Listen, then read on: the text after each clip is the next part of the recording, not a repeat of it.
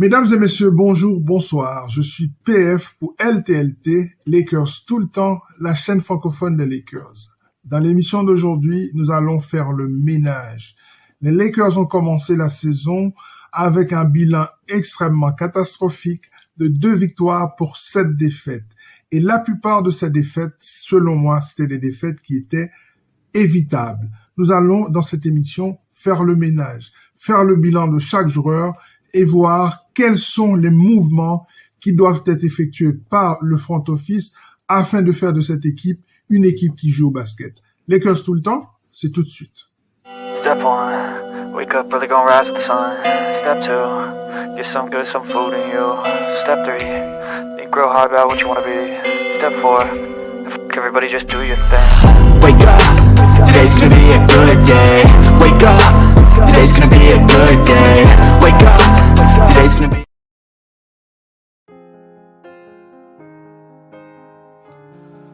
Voyons un petit peu la performance de chaque joueur. Donc, on commence par LeBron James, 24 points, 9 rebonds, presque 8 assists par match, une interception et un contre par match. Donc, c'est une ligne de stats extrêmement précise, extrêmement intéressante pour n'importe quel autre joueur de la NBA. On dirait que c'est une saison MVP, sauf que ces stats-là ne contribuent pas aux victoires si nécessaire pour les Lakers. Et donc, je vous ai parlé de la question, pour moi, qui est fondamentale. Est-ce que LeBron peut redevenir un playmaker plutôt qu'un scoreur? Je pense que c'est ce qu'il faut. Alors, Anthony Davis, 23 points de moyenne, à peu près 11 rebonds, 2 passes décisives et je vous ai dit 2 interceptions et 2,3 contre par match. Il faut absolument qu'il redevienne le principal scoreur de cette équipe et qu'en même temps, il soit le ministre de la défense de cette équipe. Mais pour cela, il faut de l'aide sur le poste 5, soit avec Thomas Bryant qui peut revenir et apporter plus de profondeur sur le poste 5, soit en faisant un trade qui permet justement qu'un big man de qualité puisse rentrer dans cet effectif.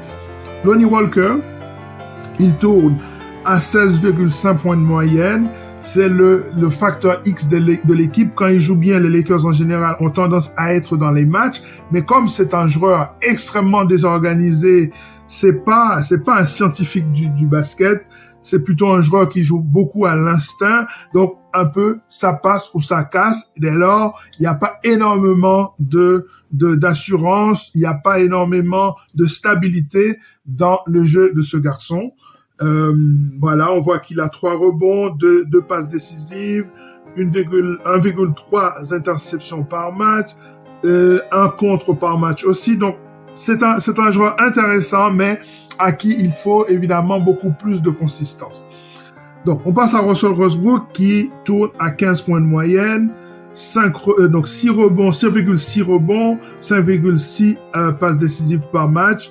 En sortie de banc, il a été particulièrement intéressant, mais le type de basket qu'il joue, c'est pas un basket qui permet aux Lakers de gagner. Notamment à cause des pertes de balles, il perd pas mal de balles. Il est à près de 4 pertes de balles par match. Il y a que LeBron qui perd plus de ballons que lui. Et donc quand les 2 principaux playmakers sont à peu près à plus de entre 3 et 4 pertes de balles par match, ça pose problème pour l'équipe, au niveau de l'équilibre de l'équipe. Troy Brown Jr., il vient de revenir. Il a joué 6 matchs. Il tourne à 9,5 points de moyenne. Et ce qui est intéressant chez lui, ce sont les 5,8 rebonds. Il apporte en fait sur le poste 3 un rebondeur en plus. Je vous avais parlé dans une émission précédente de ce rôle que je trouvais relativement intéressant, en tout cas un rôle qu'on peut explorer un peu plus. Alors, on passe maintenant à un joueur qui pour moi doit jouer un rôle beaucoup plus important, c'est Austin Reeves, qui sur 24,3 minutes par match est à 7 points, mais seulement 2 rebonds et 2 passes décisives. Donc ça, évidemment, c'est insuffisant. C'est un joueur qui a un QI basket tellement élevé qu'il pourrait apporter beaucoup plus à cette équipe des Lakers. Passons maintenant à la surprise de la saison, Matt Ryan. C'est ce tireur qui a permis aux Lakers de gagner un match récemment avec un tir absolument magnifique qui constitue en fait l'une des meilleures actions déjà des Lakers de cette année. C'est un joueur capable de rentrer des tirs, mais le problème avec lui, c'est qu'on ne peut le mettre dans le match qu'à des moments précis parce que sa défense reste à désirer. Kendrick Nunn, c'est la principale déception des Lakers cette année. Il tourne à 5 points de moyenne, une passe décisive et un rebond. Plusieurs matchs, je pense que 3 ou 4 matchs où il a terminé à 0 points dans le compteur. Évidemment, ça, c'est extrêmement insuffisant. Patrick Beverley tourne à 5 points de moyenne, donc 4,6 points de moyenne pour être plus précis, catastrophique au tir à 3 points. C'est un joueur qui doit apporter beaucoup plus au niveau du scoring et du playmaking des Lakers. Il tourne à peu près à 3 passes décisives par match et à 4 rebonds. Il a été intéressant au niveau des rebonds, au niveau des hustles qu'il proposait à cette équipe des Lakers, mais il y a une inconsistance qui est problématique pour cette équipe des Lakers. On a besoin de plus de lui. En tout cas, c'est un élément fondamental du système défensif des Lakers.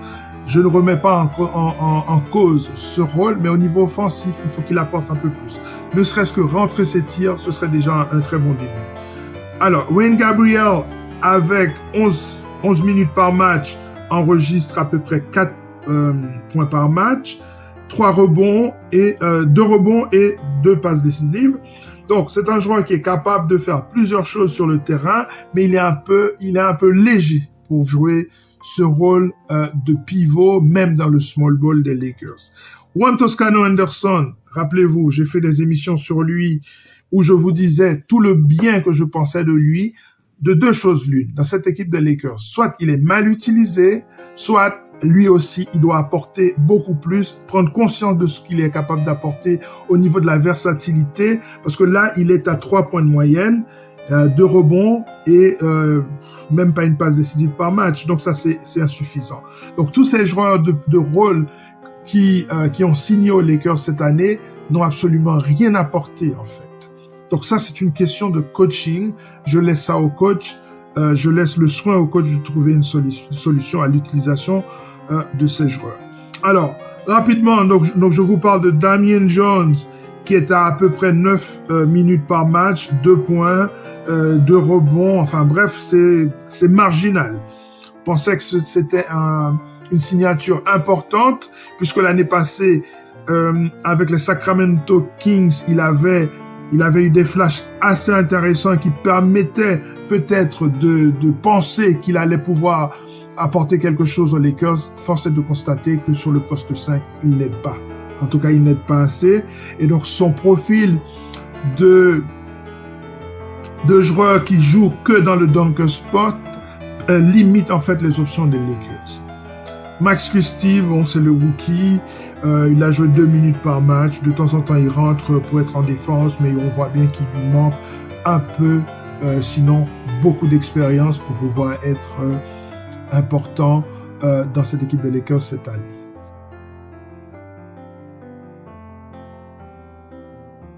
Alors, que faut-il à cette équipe des Lakers?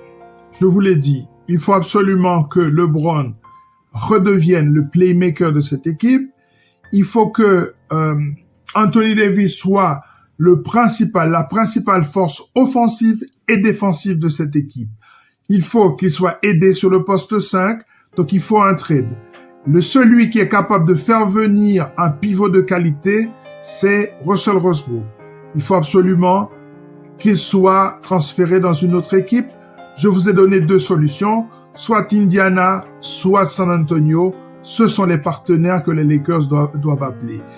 Je pense à Miles Turner qui peut aider sur ce poste ou Jacob Poeltl. Ce sont ces 2-là qui correspondent aux besoins des Lakers. Ensuite, il faut absolument que Kendrick Nunn soit beaucoup plus percutant. Il n'est pas question de tourner à 4 points de moyenne et d'avoir plusieurs matchs où il enregistre 0 points dans le compteur. Juan Toscano Anderson doit jouer un rôle beaucoup plus important et alors Patrick Beverley doit être beaucoup plus consistant au niveau de ses tirs extérieurs. Voilà les besoins des Lakers. La saison est encore jeune. On a vu énormément de belles choses au niveau défensif, même si ces 3-4 derniers matchs au niveau défensif, ça a été un peu catastrophique. Mais on a vu des flashs en début de saison qui poussent à penser que cette équipe a un potentiel défensif. Voilà, c'en est terminé pour cette émission consacrée au bilan des Lakers. L'effectif qui doit absolument être révisé, être mis à jour, être complété. Restez bien sur cette chaîne Lakers tout le temps, la chaîne francophone des Lakers. Nous reviendrons très bientôt avec du contenu de qualité, non seulement des Lakers, mais aussi des autres équipes de la NBA. À très bientôt. Ciao.